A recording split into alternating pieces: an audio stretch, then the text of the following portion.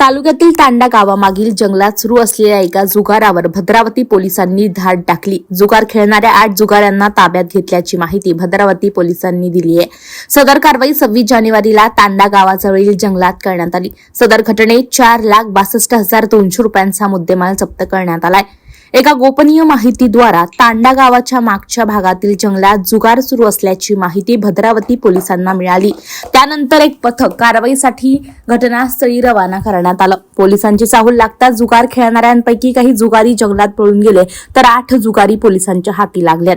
या कारवाईत जुगारातील पैसे आणि 8 मोटरसायकली असा 4,62,200 रुपयांचा मुद्देमाल पंचनामा करून जप्त करण्यात आलाय। सदर आरोपींवर महाराष्ट्र जुगार कायद्याअंतर्गत कारवाई करण्यात आली। सदर कारवाई पोलीस अधीक्षक, अप्पर पोलीस अधीक्षक, उपविभागीय पोलीस अधिकारी यांच्या मार्गदर्शनात ठाणेदार बिपिन इंगळे यांच्या नेतृत्वात सहाय्यक पोलीस निरीक्षक राहुल किटे कोल्हे तथा इतर पोलीस कर्मचाऱ्यांनी केली।